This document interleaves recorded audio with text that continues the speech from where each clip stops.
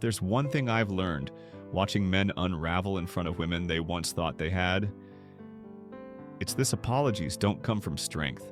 They come from fear, from that desperate ache in your chest when you think, if I say the right thing, maybe she'll stay. But here's the thing. She was already watching how fast you would fold. She wanted to see whether the man she chose had a spine or a leash. And the moment you started explaining yourself, justifying, softening, asking for emotional clearance, you became invisible. By the end of this video, you'll know exactly how to stop apologizing for the one trait women pretend to hate, but secretly, deeply respect. You've been taught to play nice, to compromise, to make sure everyone's comfortable. You've been told that love means flexibility, that relationships are about understanding, that your strength should be wrapped in softness. But when you follow that script, when you apologize for being assertive, decisive, driven, blunt, unmoved, did you feel respected? Or did you feel tolerated, handled, slowly disarmed by politeness? There's a reason she looked at you differently the moment you backed down. Not because you hurt her, not because you were wrong, but because you showed her you'd fold the moment she pushed hard enough. You thought being accommodating was mature? She saw fear in disguise. You thought you were diffusing tension. She felt the tension die, and with it, the charge. What you're never supposed to apologize for is your clarity. The world will try to break it. Women will test it. Friends will call it arrogance. But it's clarity that separates a man who builds a life from a man who waits to be allowed into one. It starts small. You're on a date. She asks if you like kids. You say maybe one day. She smiles. You feel safe. Then she says she wants 5, maybe 6. You nod.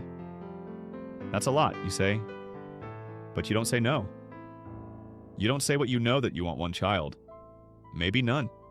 And that freedom matters more to you than the white picket dream. You let it slide. A small thing. It happens again. She wants to go vegan. You don't. But you pretend to consider it. She's talking about moving to the coast. You hate the coast, but you say, maybe. You think you're building rapport, but deep down, something in her starts to recoil. Because when a man refuses to plant his flag, no one wants to follow him. She doesn't need you to agree. She doesn't even need you to understand. She just needs to feel the gravity of your stance. That when you say yes, you mean it. And when you say no, you don't flinch. That your decisions aren't calibrated to win approval, but to hold the line. That there is a line. There's a look women get when they're around that kind of man. A strange stillness. The smirk fades. The eyes sharpen. It's like watching someone remember something they forgot. Because in a world full of men trying to be liked, the man who doesn't need to be liked becomes magnetic. But here's where it flips, Yaki, because when you do take that stance, when you say, no, I'm not interested in that, or this is what I believe, you'll feel the shift. She might test you, argue, call you cold. She might even walk. And that's when most men break. They think, if I just explain it better, maybe she'll come around. So they start apologizing, not with the word sorry, but with softness, with disclaimers, with nervous smiles, with I don't mean it like that and I'm just saying, but she already heard you. What she's testing is whether you meant it. This is not about being rude. It's not about being a tyrant. It's about holding your shape. You don't apologize for your direction. You don't water down your vision. You don't twist your spine just to get her to stay. You tell her what you see. You tell her where you're going. And you keep walking. I still remember a conversation with a guy at the gym, 34. Finance job. Decent shape. No girlfriend for 3 years. He told me about a woman he was seeing. Said it was going great until she asked if he'd move across the country with her for her new job. He said no. Politely, but firmly. She ghosted him 3 days later, so I messed it up. Right.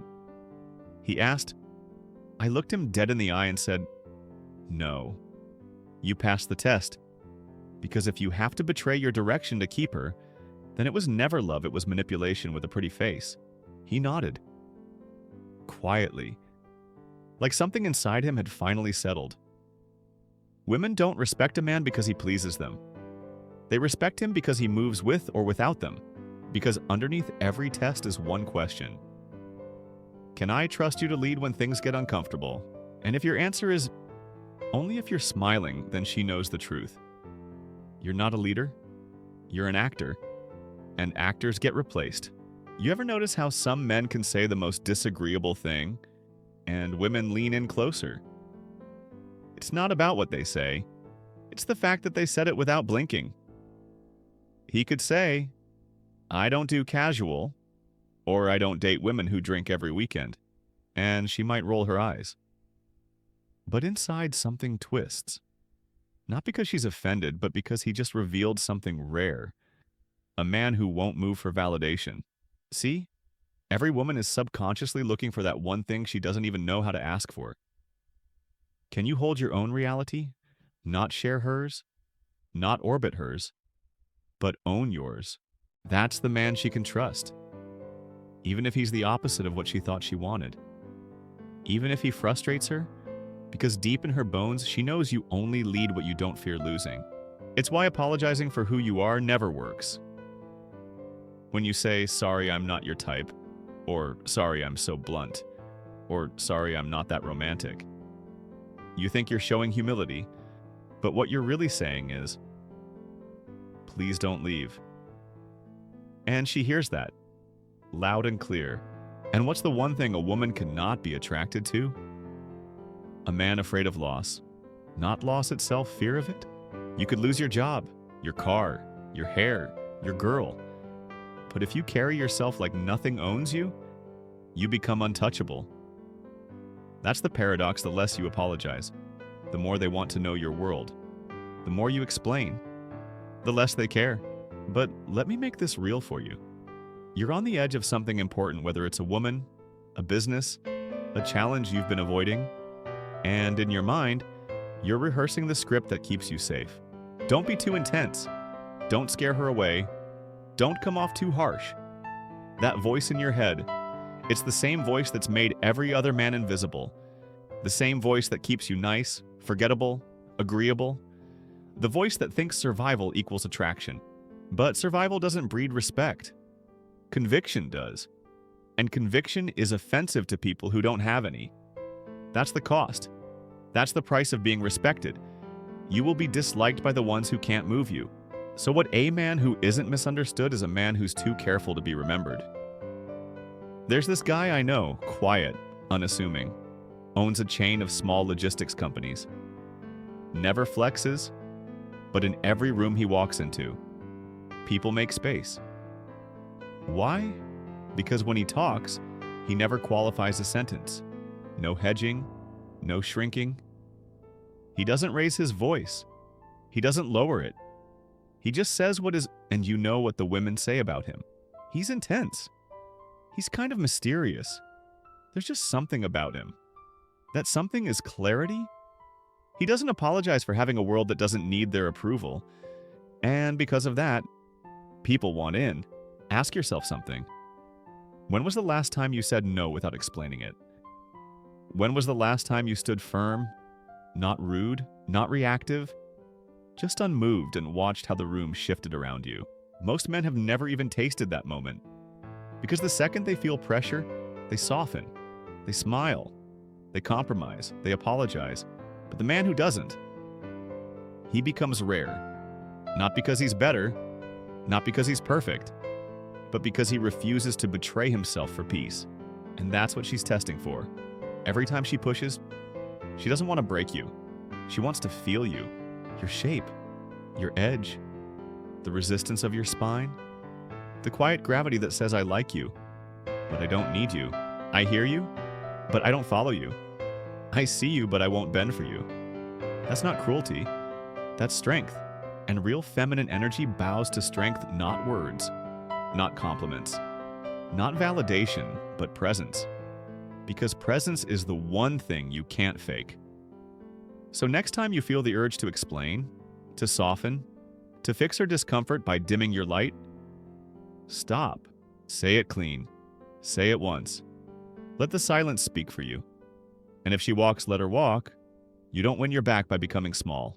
You win your life back by never apologizing for being whole. Most men think they need permission to be who they are. They wait for the green light from a woman's smile, a nod of approval, a softening in her voice. And the second they feel tension, real tension, the kind that splits the room into right and wrong, they apologize. Maybe not out loud, maybe not with words, but with their body language, their energy, that look in their eyes that says, "Please still like me." But the truth is brutal the moment you apologize for your strength, your clarity, your direction. She loses something. Not just respect, not just attraction. She loses the feeling that she's in the presence of something bigger than herself. A man who never apologizes for who he is sends a signal most women haven't felt in years. I know where I'm going, with or without you. That's the pulse, that's the charge. That's the thing they chase but can't explain. It's not dominance, it's not bravado, it's freedom. And freedom terrifies people who have built their identity on being needed. Let's go deeper. You're in an argument, it's getting heated. She accuses you of being cold, selfish, too focused on your own path. Every word she throws is a lure. She wants you to react, to soften, to ask for forgiveness, and the weak man will do just that. He'll say, "I'm sorry. I didn't mean to upset you," even though he meant every word. Even though what he said was true, even though he wasn't wrong, he just couldn't stand the feeling of disapproval. But the man who refuses to apologize, he breathes, he pauses, and he says, "I stand by what I said," not out of defiance, not out of ego, but because he trusts himself. That moment right there. That's where respect is born. Not when you please her, not when you entertain her emotions, but when you show her something real. A man who's already done the hard work of choosing himself. Most men skip that work. They build their identity around being liked, being needed, being useful. But when you build who you are on the reaction of others, your value dies the moment they pull away. What women secretly respect, what they'll never say out loud, is a man who doesn't chase approval. Even from them. That's the paradox. She may say she wants a sensitive guy, a guy who listens, who's vulnerable, who opens up. But ask yourself, when you became that guy, what happened? Did she stay?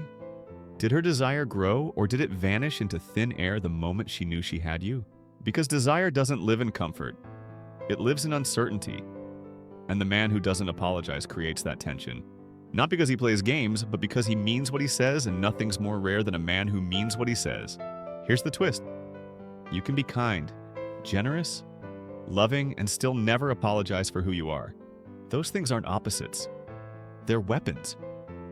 But only when they're rooted in strength. Kindness without strength is manipulation. Generosity without boundaries is slavery. Love without truth is codependency. So don't confuse silence for surrender. And don't confuse being good with being soft. Let her feel the weight of your silence when she expects a justification. Let her feel your gaze when she's looking for a crack in your armor. Let her see that there's no apology coming. Not because you're arrogant, but because you've outgrown shame. You are not here to be softened by her tears or seduced by her fears. You are here to see clearly, to speak clearly, and to walk as if nothing was ever owed to you in the first place. And that's what women respect, because it's what they can't control. It's what they can't fake. It's what they can't break. And the man who knows that, who doesn't flinch, doesn't fold, doesn't shrink, is the man they remember when the room goes quiet.